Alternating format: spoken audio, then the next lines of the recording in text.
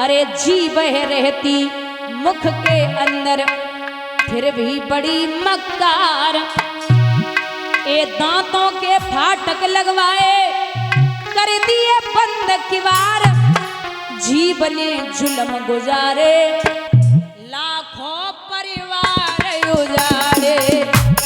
जीव ने जुल्म गुजारे लाखों परिवार उजारे।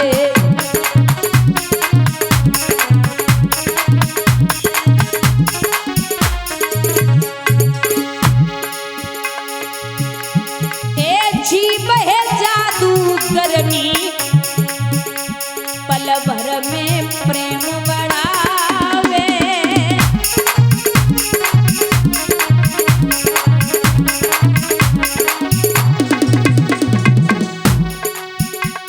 पल भर में प्रेम बढ़ावे पल भर में रार करावे।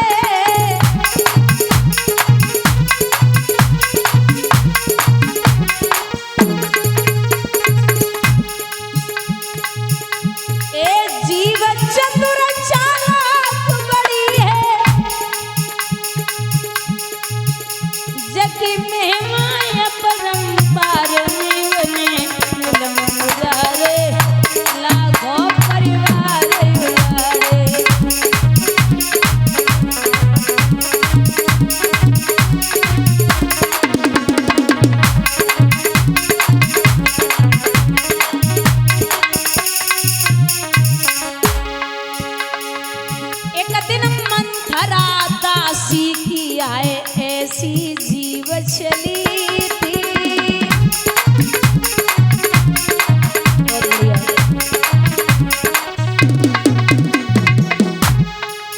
ऊंच नीच समझ आई थी के कई की मती हरी थी।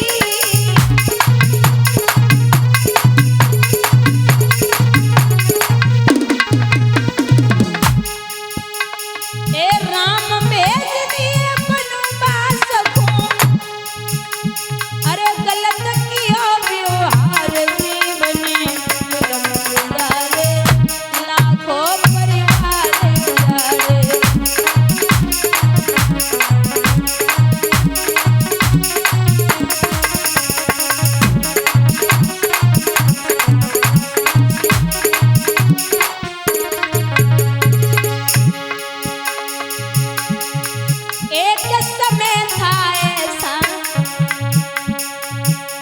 द्रौपदी की जीव चली थी।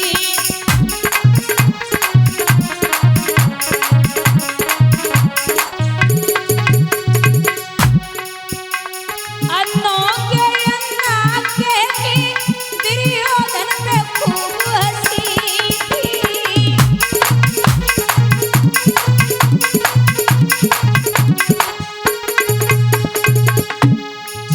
दुर्योधन घर पे आए थे इन्हों सोच विचार जीवनी जुल्म गुजारे लाखों परिवार उजाड़े।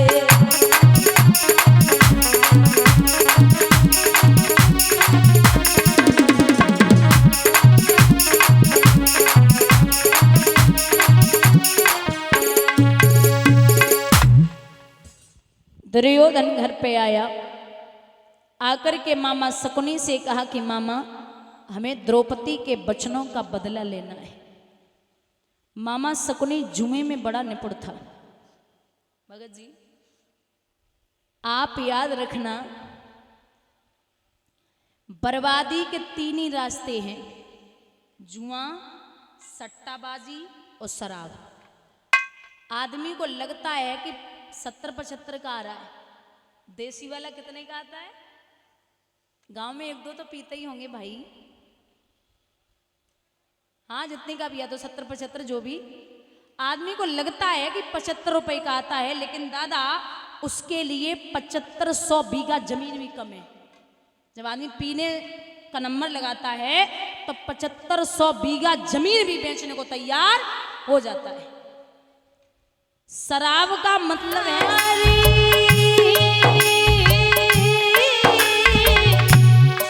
आगे बोलो द्रपस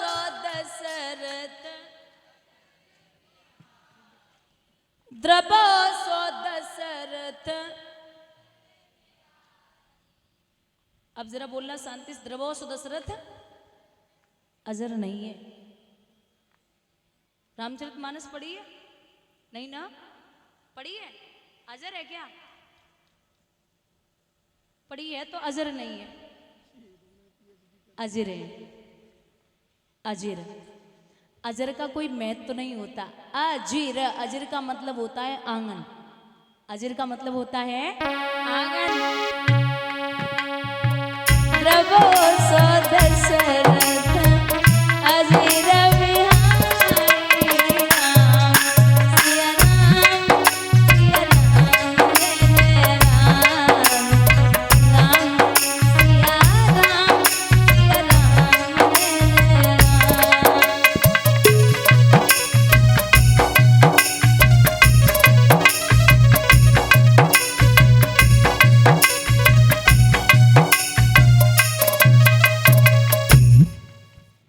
यहाँ पांडवा सब कुछ हारने लगे। अंत में मैया द्रौपदी को नंबर आयो तो बोले इसको भी रख दो। धर्मराज बोले कैसी बात करते हैं, आदमी सोना चांदी खेती बाड़ी से धन दौलत से जुआ खेल सकता है, लेकिन औरत को रख के कोई जुआ नहीं खेलता। ये कौन सी बात हुई कि औरत को रख दो? अब बोले अपनी तो पुत्र वधू है, कहां जा रही है भाई? जवाब दिया कि रख दो एक बार अजवालो। अब ऐसा विद्वान कहते कि मैया द्रौपदी को जब रखो तो पांडवा हाथ से गमा बैठे, हाथ से गमा बैठे। यहां इशारा दिया है जादू शासन, सम्मान के साथ में भाभी को लेके आ। अच्छा एक बात बोलूं, दादा जब मैया द्रौपदी को दुशासन लेने गया था उस समय मैया द्रौपदी रजस्वला में थी। रजस्वला मतलब मासिक धर्म। उस समय मैया द्रौपदी मासिक धर्म में थी। बोले चलिए सभा में बुलाया गया तो बड़ी प्यारी बात कही कि जहां पिता गांधार मैया गांधारी द्रोणाचार्य पितामह भीष्म 100 कौरव 5 पांडव कर्ण जैसे वीर बैठे हो, वहां मुझे जाने की जरूरत नहीं है। जितनी भी माताएं यहां बैठी हैं उनसे निवेदन है कि अगर 10 पुरुष या 5 पुरुष या 20 पुरुष आपस में बात कर रहे हो तो वहां औरतों को बीच में बोलने की जरूरत नहीं है। आपकी जब तक कोई बात नहीं कर रहा है तो आप बीच में ना बोलें। और आप सबसे निवेदन है कि अगर घर में सास बहू देवर भाभी ननद भाभी या पति पत्नी में लड़ाई हो जाए तो भाइयों भाइयों को बीच में अनमन नहीं करनी है। ये जब माताएं लड़ती हैं ना तो सुबह लड़ती शाम को इकट्ठे ही भोजन करती हैं। और अगर भाई भाई में जरा भी अनमन हो गई तो लड़ाई इतनी बढ़ती है कि फिर कम से कम 10 साल तक खान पीन भी बंद हो जाता है। लोग भाई भाई आपस में एक दूसरे को ही बुलाना बंद हो जाते। औरतों की लड़ाई पुरुषों को कभी नहीं लेनी है और ना ही लेनी चाहिए। इनकी लड़ाई पता क्या होती है, तुम बड़े भैया के बच्चे को 10 रुपए दे देना, लुटा दो, लुट जाओ लुट जाओ, तुम तो बर्बादी पे ही तो ले हो, अपनी औलाद देखी नहीं जा रही दूसरे की पाल रहे हो। हाँ ये माताओं की लड़ाई है, ये बस इसी पे लड़ती है और कोई बात नहीं है। तो आपसे निवेदन है कि कभी जीवन में भाइयों भाइयों में अनमन मत करना। अगर बड़ा भाई रुष्ट हो जाए तो छोटे भाई का ये कर्तव्य है कि हाथ जोड़ के माफी मांग ले, और अगर छोटा भाई रुष्ट हो जाए तो बड़ा भाई गले लगा करके उसे मना ले। ये दोनों भाइयों की नियमित रूप से समझदारी होनी चाहिए। मैं आज देख रही हूं, आज का नियम है भैया कि 4 बेटों को एक मां पाल सकती है, लेकिन 4 बेटे बड़े होकर के एक मां को नहीं पाल पा रही। जब हम छोटे थे हम सब तो 4 भाई होते थे तो चारों मैया का हाथ पकड़ के कहते थे कि माँ मेरी है, माँ मेरी है, माँ मेरी है। और जैसे ही शादी हुई सब अलग अलग हो गए तो धक्के मार के बोलते कि माँ तेरी है, माँ तेरी है, माँ तेरी है। अब कोई नहीं रखना चाहता। आपने एक चीज नोट की होगी, जब भी माँ अपने बच्चे को गोद में लेती है तो कहाँ बिठाती है? कमर पे, कमर पे बिठाती है। माँ का इशारा होता है कि जहां तक मैं देख सकती हूं वहां तक तू भी देखे। और जब बाप उठाता है अपनी औलाद को तो कहां बिठाता है? कंधे पे। बाप का इशारा होता है कि जहां तक मैं नहीं देख सकता उससे कई गुना ज्यादा मेरी औलाद देखे। बोलिए गोविंद भगवान की। ये माँ बाप है जो अपनी संतान को खुद से ज्यादा बड़ा देखना चाहते हैं। बाप अपने बच्चों को रोज रोज नहीं मारता। रोज रोज क्या, कुछ पिता तो ऐसे जो अपनी संतान पे कभी हाथ ही नहीं उठाया होगा। और आप सच बोलना, कभी भी 100 में 2-4% बाप अपने बेटे को गले लगाते हैं, वरना बाप बेटे को कभी गले नहीं लगाता, बहुत कम लगाते हैं, है ना। बाप या फिर बाप थोड़ा सा पीछे हटेंगे, उनको लज्जा आती है अंदर से, या बेटा ही नहीं गले मिलेगा। बाप जब भी चप्पल जूता उठाएगा पहले तो मारेगा नहीं 4.5 साल, और अगर उठा लिया जूता तो इतना मारेगा जब तक बाप खुद नहीं थक जाएगा तब तक मारना बंद नहीं करेगा। और ये जो माताएं बैठी हैं सामने चप्पल पड़ी हो सामने, और रोज रोज उठाएंगी चप्पल। कहाँ गई मेरी चप्पल, कहाँ गया डंडा, आज इसको नहीं छोड़ूंगी। और चाहे सामने ही पड़ी होवे उठाएंगी नहीं। ये ऐसी होती है, इनको कभी गुस्सा नहीं आता तो उठाएंगे नहीं। और जब मारना शुरू करते हैं ना तो अच्छा, संतान को मारना मतलब पिता ये चाहता है। जब हम छोटे थे ना तो लगता था कि हमारे पापा बहुत अच्छे हैं तो पापा जैसे बनेंगे। हम सबको लगता है कि मैं बड़ा होके अपने बाप जैसा बनूंगा अगर बाप अच्छे रास्ते पे जा रहा है। लेकिन जब बड़े हो जाते हैं ना तब दिमाग में आता है कि ईश्वर की बराबरी कोई जीवन में नहीं कर सकता। बाप एक ईश्वर है और ईश्वर की बराबरी कोई इंसान कभी नहीं कर सकता। ये माँ बाप है। आप इतना याद रखिए कि चाहे कुछ भी हो, संतान पर जब आपत्ति आती है तो माँ बाप ही आपको दिखाई देते हैं। अच्छा, दुख में जब ज्यादा कष्ट हो आदमी पे तो फिर किसकी सबसे ज्यादा याद आती है? माँ की। सबसे ज्यादा याद आती है माँ की। जब बहुत तकलीफ में हो, अगर चोट भी लग जाए, अरे माँ मर गए, है ना, ऐसे जब भी रोएगा तब भी माँ ही शब्द निकालेगा, सबसे ज्यादा माँ। और आप सोचिए, अभी कभी आप देख लेना, जैसे शहर में माँ को लेके बेटा रहे, माँ को लेके, और माँ को बुखार हो बहुत तेज और पत्नी को भी बुखार हो, और होटल नज़दीक में ही हो, बेटा घर आके 12 बजे बोल दे मैया से, मतलब पत्नी से बोले कि जरा रोटी बना दे 4, बहुत भूख है, तो बोले कि मुझे बुखार है, पास में ही होटल है खा लो। और 80 साल की मैया को बुखार हो, कह देना जाके धोखे से, माँ बहुत तेज भूख लगी है, जरा भोजन बना दे। तपते शरीर में किचन में जाएगी और आपके लिए भोजन बना के तैयार करेगी। ये माँ है।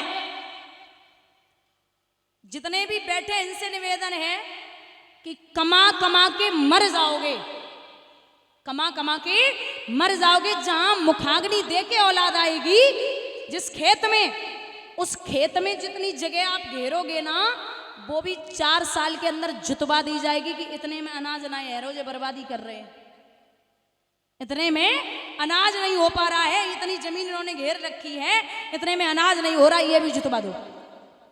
क्या साथ जाने वाला है? कुछ लोग ऐसे हैं जो घर में कमा कमा के इकट्ठा कर लेंगे संतान के लिए। मैं निवेदन कर जो पूछना चाहूंगी, आप एक बात बताइए, 6 महीने फसल की आपने, जैसे गेहूं धान जो भी आपके यहाँ होता हो, तो आपने 6 महीने फसल कर ली, आपका पड़ोसी या सगा भाई ये बोल दे कि 6 महीने मेहनत तुमने की है और ये 6 महीने की फसल हमें दे दो, तुम एक को दे सकते हो? बोलो बोलो, नहीं ना, कोई नहीं देगा। ये माएँ बैठी हैं जो बुजुर्ग, ये ऐसी होती जो 25 साल का बेटा करके बहू को दे देती है। 25 साल का बेटा करके, और बहू अगर ये बोल दे कि मैं फांसी लगा लूंगी या जहर खा लूंगी, घर से निकल के शहर में चलो, तुम्हारी माँ के साथ मुझे नहीं रहना, तो माँ धीरे से रात में बैठ के समझाएगी, देख बेटा मेरी तो जिंदगी निकल गई, तेरा गुजारा इसी में है कि तू अब इसके साथ में रह ले। 25 साल मेरे साथ काट लिए, बहुत हो गया, बाकी जिंदगी मैं तो मर जाऊंगी, तुझे इसी के साथ काटनी है, तो काय को लड़ाई कर रहा हो, घर में जा, बहू को ले जा। ये माएँ होती हैं। बोलिए गोविंद भगवान की। आप याद रखिए कि जीवन में चाहे कितना भी संघर्ष करना, चाहे कितनी भी तकलीफ झेलना, जितनी जरूरत आपको अपने माँ बाप की बचपन में होती है उतनी जरूरत बुढ़ापे पे आपको, आपकी जरूरत माँ बाप को होती है। जैसे जवान बाप हो और बेटा ये बोल दे कि तुम कुछ नहीं जानते, जवान बेटा हो जाए और ये बोले तुम कुछ नहीं जानते, मैं सब कर लूंगा, चुपचाप बैठे रहो, बुढ़ापो है, तो जवान बाप भी बूढ़ा हो जाता है। और बूढ़ा बाप हो बिल्कुल चारपाई से न उठ पाए और बेटा धीरे से ये बोल दे पिताजी आपके हिसाब से ही काम होगा, आप बताओ कैसे करें, तो बूढ़ा बाप भी जवान हो जाता है। औलाद ही अपने माँ बाप को बूढ़ा और जवान रखती है, इतना याद रखना।